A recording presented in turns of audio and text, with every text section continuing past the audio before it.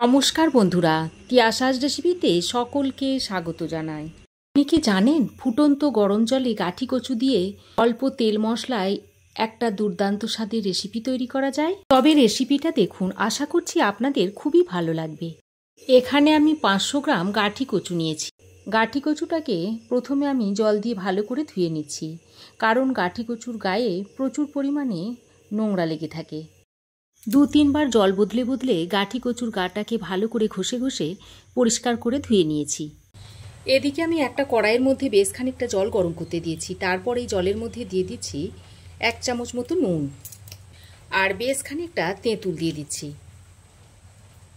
এবার নুন আর তেঁতুলটা দিয়ে ভালো করে নেড়েচেড়ে মিশিয়ে নিয়ে এর মধ্যে ধুয়ে রাখা গাঠি কচুগুলো দিয়ে দিচ্ছি।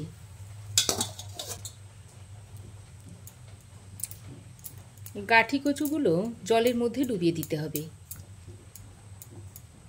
এবার একটা ঢাকনা লাগিয়ে 10 থেকে 12 মিনিট মতো গাঠি কচুগুলোকে সেদ্ধ করে নেব। গাঠি কচুগুলোকে হাই ফ্লেমে ভালো করে সেদ্ধ করে নিতে হবে। দেখুন 10 মিনিট পর ঢাকাটা আমি খুলে নিচ্ছি। এবার আমি একটু চেক করে দেখব যে কচুগুলো ভালোভাবে সেদ্ধ হয়েছে নাকি। আর কচুগুলো দেখুন মোটামুটি সেদ্ধ হয়ে গেছে। এবার কচুগুলোকে তুলে আমি ঠান্ডা জলের মধ্যে দিয়ে দিচ্ছি। ঠান্ডা জলে কচুগুলোকে দিয়ে আমি ঠান্ডা করে নিয়েছি। এবার আমি কচুর খোসাগুলোকে তুলে নিচ্ছি।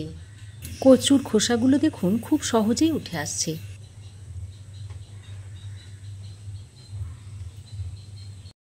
দেখুন কচুর খোসাটা ছাড়ানো হয়ে গেছে।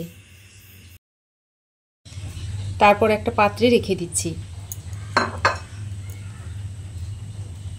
একইভাবে সব কচুর গায়ের খোসাগুলোকে তুলে নিতে হবে। বন্ধুরা, আমার এই আজকের রেসিপি যদি আপনাদের ভালো লাগে তো লাইক করবেন, শেয়ার করবেন ও কমেন্ট করবেন। আর চ্যানেলে যদি নতুন হয়ে থাকেন তো চ্যানেলটাকে সাবস্ক্রাইব করার অনুরোধ রইল। আর পুরনো বন্ধুদের জন্য রইল অসংখ্য অসংখ্য ধন্যবাদ। আজ তাদের জন্যই আমি এতদূর পর্যন্ত এগিয়ে আসতে পেরেছি।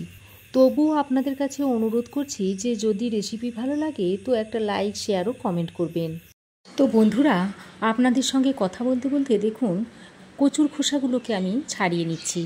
আর কচু যদি এইভাবে সেদ্ধ করে নেওয়ার পর রান্না করা হয় তাহলে কচুর স্বাদ কিন্তু অসাধারণ হয়। আমার কথাই নয়, আপনারা একবার এইভাবে রান্না করে দেখবেন। বন্ধুরা, আজকে একটা দুর্দান্ত স্বাদের রেসিপি হতে চলেছে, দারুণ টেস্টি রেসিপি। দেখুন সব কচুর খোসা আমি ছাড়িয়ে নিয়েছি।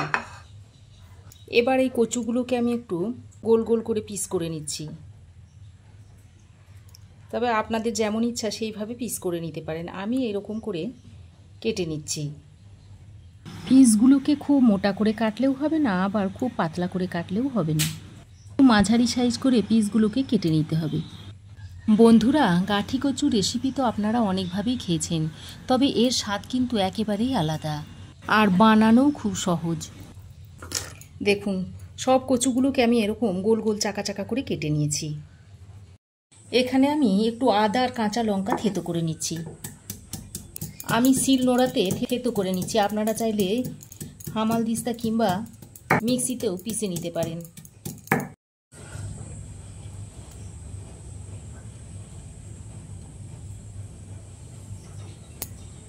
এবার আমি এর মধ্যে থেতো করা আদা ও কাঁচা লঙ্কাটা দিয়ে দিচ্ছি। দিয়ে দিচ্ছি স্বাদ মতো নুন, দিচ্ছি একটু হলুদের গুঁড়ো, দিয়ে দিচ্ছি জিরে গুঁড়ো, দিয়ে দিচ্ছি ধনের গুঁড়ো, আর দিয়ে দিচ্ছি একটু কাশ্মীরি লঙ্কার গুঁড়ো, আর দিয়ে দিচ্ছি একটু ভাজা মশলা। এখানে জিরে আর শুকনো লঙ্কা ড্রাই রোস্ট করে গুঁড়ো করা আছে। দিয়ে দিচ্ছি 1 চামচ মতো কর্নফ্লাওয়ার, এটা বাইন্ডিংয়ের কাজ করবে। আর দিয়ে দিচ্ছি একটু তেল। এবার সব কিছুকে একসঙ্গে ভালো করে মিশিয়ে নিতে হবে। যত ভালো করে মেশাবেন তরকারির স্বাদ কিন্তু তত ভালো হবে। একটু সময় নিয়ে ধৈর্য ধরে ভালো করে এটা মিশিয়ে নিতে হবে। প্রায় 2-3 মিনিট সময় ধরে আমি কচুটাকে ভালোভাবে মশলার সঙ্গে মাখিয়ে নিচ্ছি। দেখুন ভালোভাবে মেশানো হয়ে গেছে।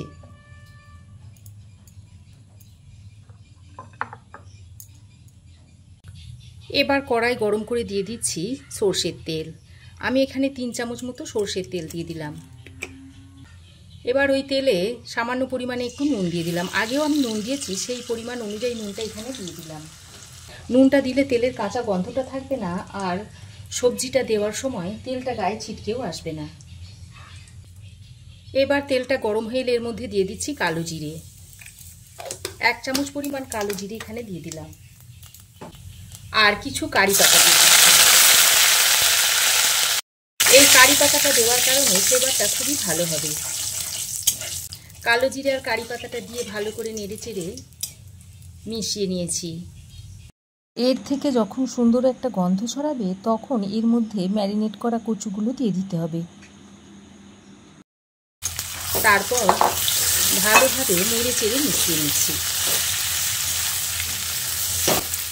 এবার কিন্তু বেশ কিছুক্ষণ সময় ধরে ভালোভাবে নাড়াচাড়া করে নিতে হবে।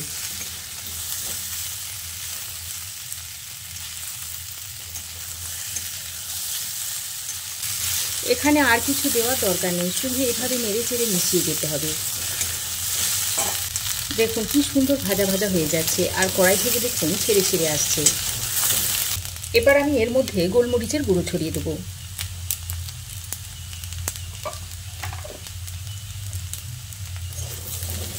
এখানে আর কিছু মশলা দেওয়ার দরকার হবে না। গোলমরিচের গুঁড়ো আর কারি পাতার ফ্লেভারটা এখানে আর খুব সুন্দর লাগবে। এই রেসিপিটাতে গোলমরিচের গুঁড়ো দিলে এর স্বাদটা অসাধারণভাবে বেড়ে যায়, তাই চেষ্টা করবেন যে গোলমরিচের গুঁড়ো একটু দিতে।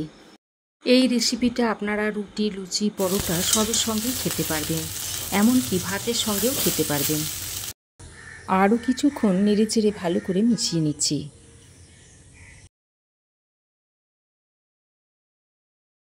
এই রেসিপিটা এতটাই সহজ যে যারা বিগিনার্স আছেন তারাও কিন্তু খুব সহজে রেসিপিটা তৈরি করে নিতে পারবেন। এখন আমার রান্নাটা হয়ে গেছে, আর কি সুন্দর দেখতে লাগছে দেখুন। এবার আমি একটা প্লেটে সার্ভ করে দেব। দেখুন বন্ধুরা, কত কম সময়ের মধ্যে এত সুন্দর একটা রেসিপি তৈরি হয়ে গেল। আপনারাও একবার এভাবে তৈরি করে দেখবেন, আর কেমন হয়েছে আমাকে একটা কমেন্ট করে জানাবেন। তো বন্ধুরা, আমার এই আজকের ফুটন্ত গরম জলে গাঠি কচু দিয়ে দুর্দান্ত স্বাদের রেসিপি আপনাদের কেমন লাগলো অবশ্যই একটা কমেন্ট করে জানাবেন। ভালো লাগলে একটা লাইক ও শেয়ার করবেন। পাশে থাকা বেল আইকনটাও অবশ্যই প্রেস করবেন। আর আমার চ্যানেলে নতুন বন্ধু হয়ে থাকলে প্লিজ চ্যানেলটা সাবস্ক্রাইব করার অনুরোধ রইল। আজ এ পর্যন্তই। আবার দেখা হবে নতুন কোনো রেসিপি নিয়ে নেক্সট এপিসোডে। সে পর্যন্ত ভালো থাকবেন, সুস্থ থাকবেন। ধন্যবাদ।